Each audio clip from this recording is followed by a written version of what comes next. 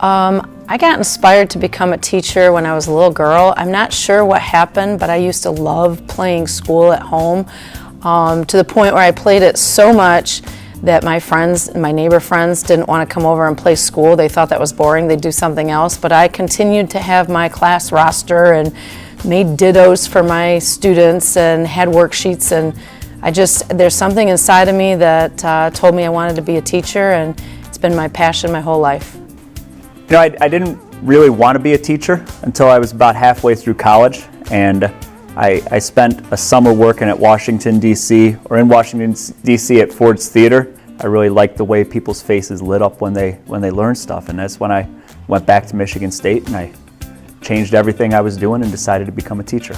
I had a lot of wonderful teachers growing up. My kindergarten teacher always did hands-on activities. My 5th grade teacher was wonderful. I was always very involved with teachers and school, and I had a lot of inspirational teachers who helped me value education.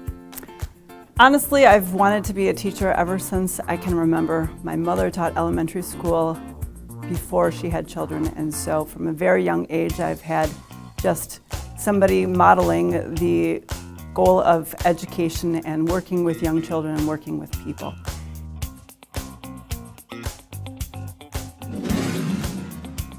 I always want my students to take away empathy for others. I want my students to take away critical thinking skills. I want them to be better citizens in this planet. I want them to understand that they make a difference, that their actions both positively and negatively affect the world around them, and I want them to strive to make this planet a better world for their generation and future generations. So teaching lead, my students do multiple projects inside the classroom, in the school, in the Clarkson community that help them understand what it's like to take charge of something larger than just a project in school. Putting together homecoming or charity week, a lot of time and effort goes into that. And so what I want them specifically to take out of that class is just to find their voice, to be confident in their abilities to lead others, and also time management. I think those are a couple things that really benefit them in the long run when they go off to college and their own careers later in life. Ultimately, I would love for them to develop a passion of science the way that I do, but as long as they, took away those critical thinking skills and the problem-solving skills and good communication and being able to contribute, I would be very happy. I hope when students leave my classroom that they identify themselves as a reader and a writer, they grow in that, and also just that they find confidence in their voice, that they know their voice is purposeful to the real world and they're not afraid to use it.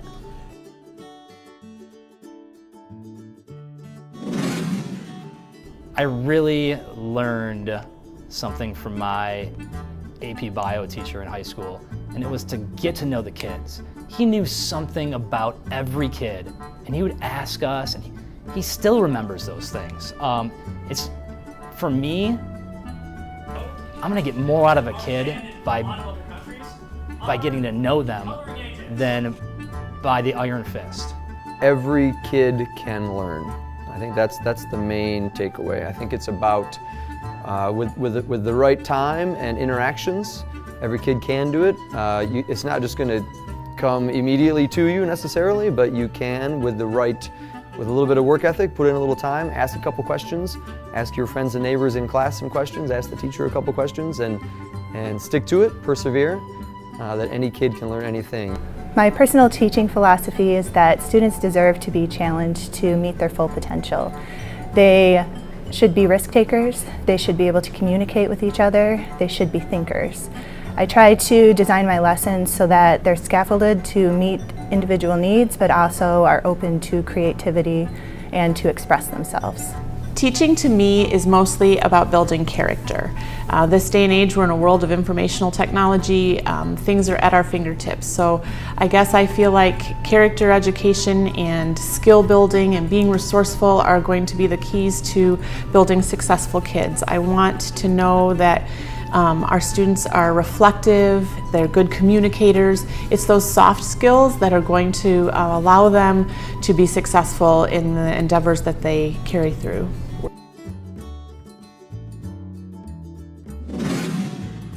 Oh, so many hopes. You know, hope that every kid has the opportunity to learn, that every kid's put in a safe environment, that, you know, kids would be kind to one another and share what they know. It's more of a collaborative world than it was when I first started teaching.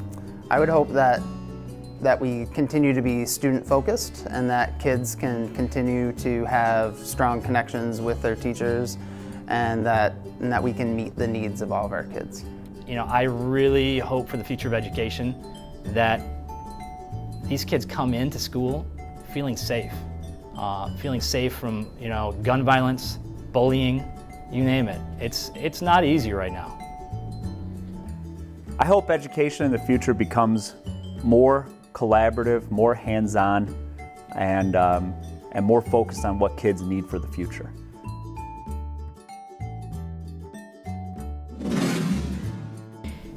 Advice for new teachers. I would say you don't have to be their best friend and don't try to be, but look at the student not from the outside but from the inside and understand something about them. Talk to them, be present with them. Stay positive, to get involved, to try out some new things, and to ask for help. I remember in college thinking so many things, and then my first years at Springfield Plains, the reality kind of set in. So take it in stride and realize you're going to have to find that balance between idealism and realism. And to do that, though, is just every day. Be reflective, but be forgiving of yourself. There are going to be ups and downs with teaching, but as far as I'm concerned, the ups are so worth it that you know, those down days where you just got to drag yourself to work and it's really tough to get going and you see the lack of motivation on kids' faces. Those days are going to be there, but if you stick it out and you keep working hard at your craft, you're going to see those things out of kids in the end. And to me, that's the payoff that's worth it in the end.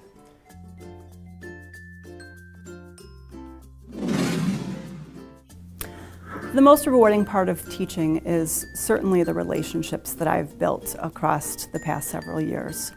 I have many students that come to me on a daily basis for a hug or a visit, even if they're no longer in my classroom.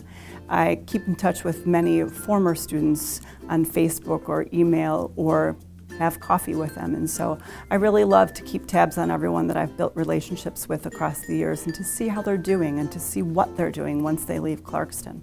Just to see kids say, I got it, I understand it, to see that light in their eyes when they finally work really hard through a problem, maybe after being incorrect, or you know, just to see that pride of their learning and their hard work paying off. That's probably the most rewarding thing about teaching. Every single day when my kids walk out of my room from September to June, I tell them, I love you, be safe, have a great day. And I think it's a shock for a lot of these kids when I say that to them, but I truly mean it. And when those students start saying it back, I love you too, Mrs. Vickers, or they send you emails on the weekends just telling you to have a great weekend, or thank you for helping with a project, that totally makes it worthwhile to me.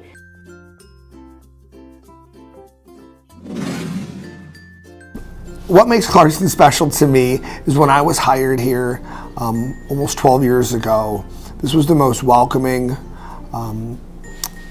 open place I could have ever hoped to find my career. I've been so blessed to have been here. This community is very supportive. We as the staff here at Clarkson Junior High has always been so supportive of me, mentoring me and providing me opportunities. And I can't, thank everyone here enough for all of that. It's definitely why I'm the teacher I am. I think a lot of it comes down to it's not just a school. This is a community. You got more going on around here and positive things going on around here than anywhere I know. Every person I talk to talks about Clarkston. We are this pinnacle spot, which is weird. And I really think it's the people here, the community here, make this place just an awesome, awesome area. Clarkson is a special place for me. I mean, I landed here, I taught for 4 years in a couple other districts, and then landed here in 2001, been here for about 20 years now, and it's just a special place because it's a nice balance. It's a balance of small town feel, but yet a big school where we can offer all the classes for all the kids. It's got a great balance of academics and athletics and arts. It's just a balance of all these things. I think the people that work here and people that live here, they're great. They're really trying their best on behalf of kids. People throw around the Clarkson family. It is kind of like a family. You've been here for a while, and you try to, and when new people come in, try to bring them in and try to do the best for every single kid and every single family and every single part of the community. It's a nice community to work in.